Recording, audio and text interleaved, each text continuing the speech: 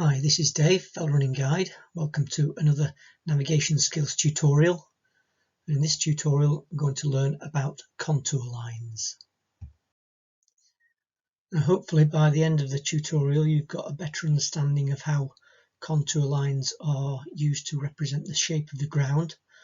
There's also a task for you to do where you've got to correctly match the contour lines to some slope profiles.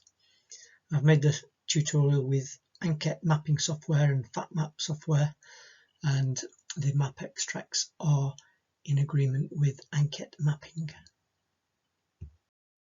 So we've all probably seen maps with contour lines squiggling across the landscape, but what are they? What do they mean? What can we tell by looking at them, and how are they going to help us in our running or walking? So what are contour lines? Well, think of them as being lines that are drawn on a map that join areas of equal height above sea level. So if you were walking in the landscape and you were at this point here, you'd be 450 meters above sea level. Likewise here, likewise here, likewise here, likewise here. So this contour line here, the 450 contour, is joining areas of equal height, in this case 450 meters above sea level. And they're measured in what we call vertical intervals. On this map you can see that they're going up in 10-meter intervals. 440, 450, that one's going to be the 460, 470, 480, 490, 500, etc. Not always going up in tens. On some maps they go up in 5-meter intervals, and on some maps, particularly Harvey maps, they go up in 15-meter intervals. On this map, the vertical interval is 10 meters. And they can tell us the shape of the ground. So when the contours are close together, the ground is steep. So in this case here, you see how close they are. So that would be steep ground. Likewise, anything here where they're close together, steep. And where they're further apart, then we can expect a gentle slope or even flat ground. So on this bit across here, look, no contour lines, so that's going to be a flat area. Here we've got a gentle slope coming down before it gets steeper and then gets very steep in here. Now, why are contour lines useful? Well, I'll come on to this in more detail later in the tutorial, but for now, just know that we can use contours to work out where we are on the map. We can use them to look at a route and work out if it's going to be hilly or flat, where the downhill sections and the uphill sections are.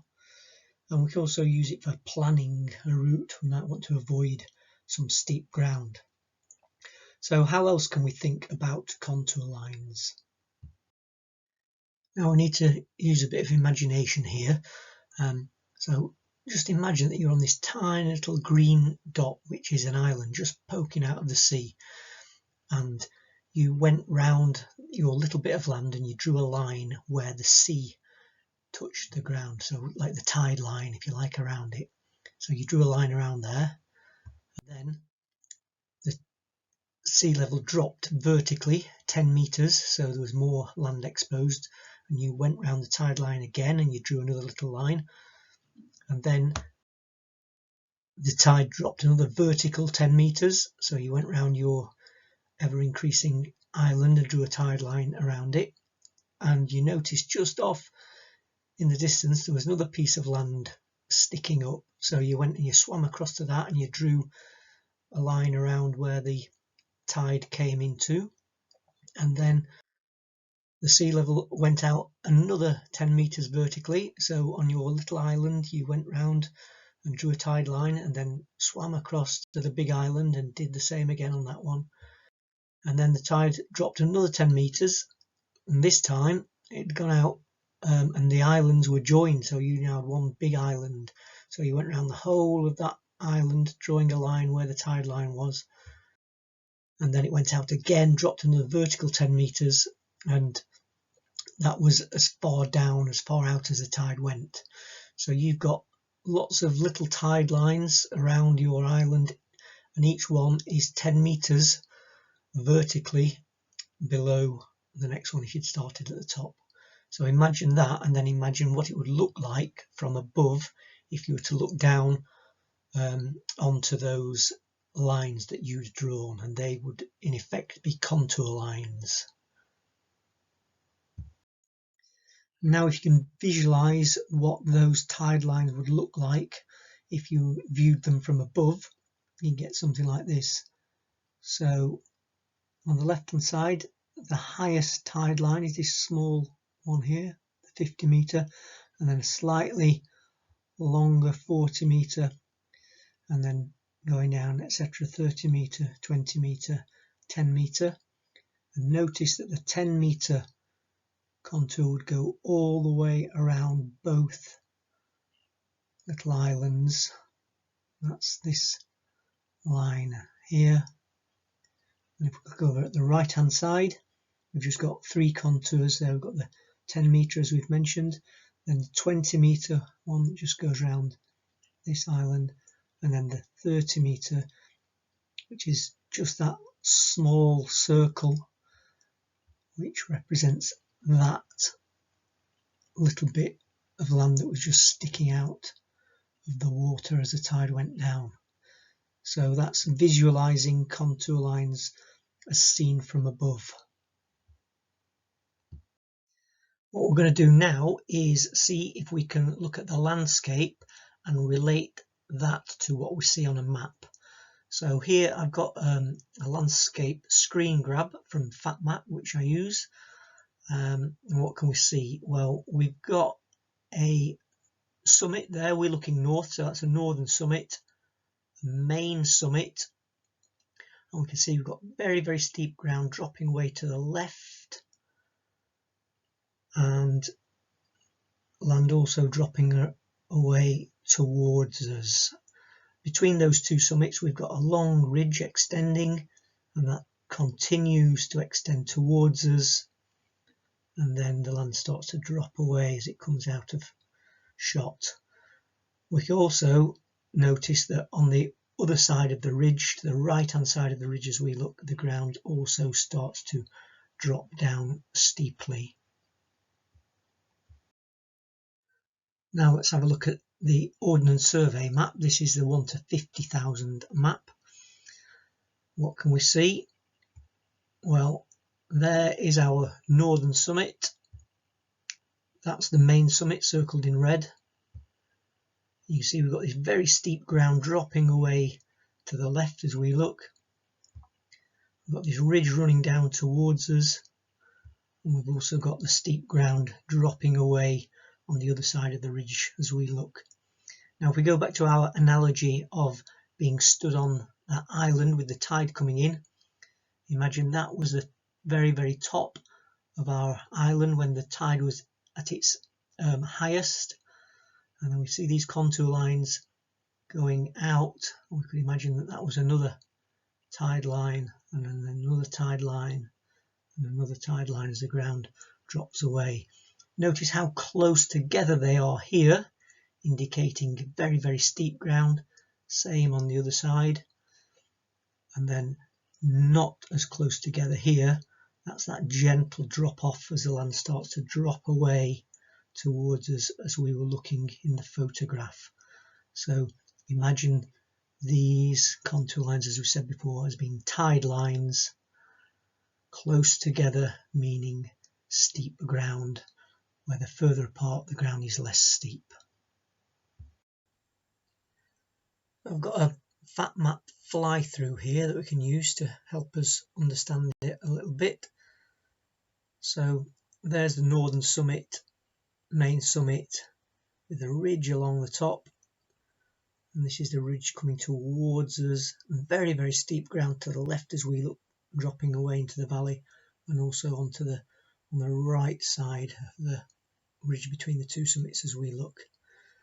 So I can spin this round a little bit, give us a picture of things. So See there, this long ridge going away from us, very, very steep ground on this side. We can spin it all the way round.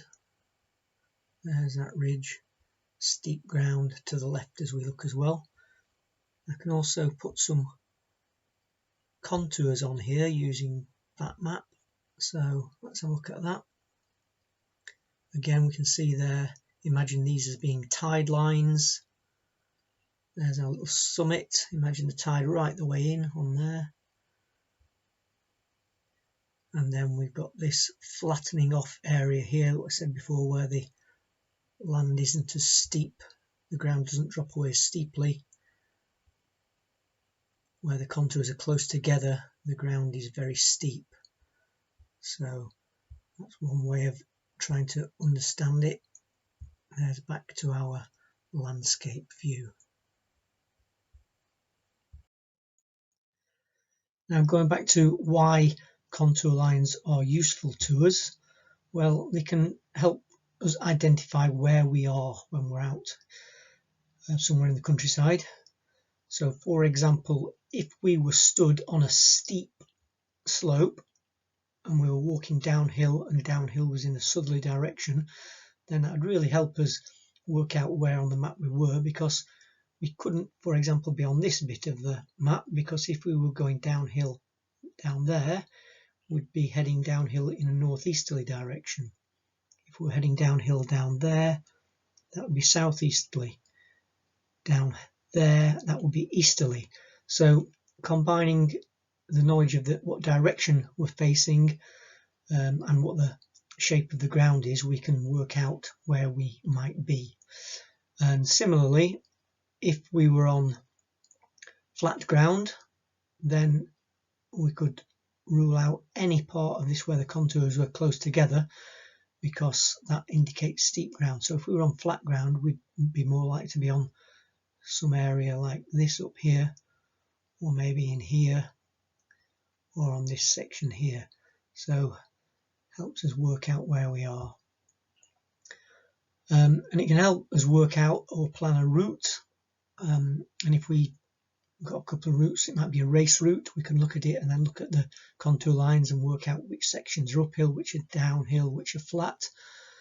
Maybe prepare us, let us know what to expect. And if we're planning a route ourselves, then we can plan the best route that suits us. So, for example, we want to start walking from the end of this road here, and we are planning to go to this point here.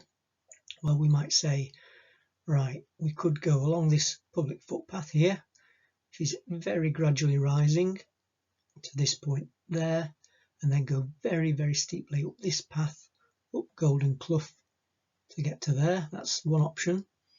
Or we might decide we don't fancy that real steep climb. So what we'd do is go up this path here and go zigzagging up the nab, still fairly steep, but not as steep, and go gradually rising with just this last steep bit up here. So helps us plan whether we want a longer, less steep route or a shorter, steeper route. So it depends on what our preferences are, really. Now, is it possible to just glance at a map and work out which is up and which is down by looking at the contours? Well, it is to a certain extent. So, for example, pretty obvious that streams run downhill. So if we can find the start of a stream and follow it, then chances are that is running downhill. So all these arrows coming on now, following streams from source going downhill. So that's one thing we can look at. Another thing is that rivers run in valley bottoms. So this river here, this river here, pretty good chance that these rivers are a lot lower down than the land on either side, because the land is going to drain down into the rivers. So these contour lines must be going down from high ground down into that river. And then also we can look at the contour values themselves. So these numbers that are written on the map, and we can see there 540 and 590. So again, fairly obvious that the 540 is lower down in the landscape than the 590. So if we were to go from 540 towards 590, we'd be going uphill. Another little trick is just looking at the way those contour values are written. So that 490 one you can see there is actually upside down. Now why is that? It's because the way that the contours are drawn on the map, they're always drawn with the top of the number facing the uphill part of the map. So the bottom of these numbers are on the bottom slope, so that's going downhill towards lower small clough. So you don't actually have to see the next contour along, you just see which way they're written, which way up they are, and that gives you an indication of which is uphill. So again, you can see these being upside down, so uphill is on the upside of the numbers. Okay, so there's a few things you could think about there. Now I've got a task for you to do, where you're going to look at contour profiles and see if you can work out which contour lines they relate to. Okay, so this is your task. You've got 8 sort of contour extracts there, and we've also got 8 contour profiles. And what you need to do is compare the extract and the profile, so the contour shape and the contour profile, and see if you can work out which fits which. So you might want to pause the video now to have a look at these, because I'm going to give you the answers on the next slides.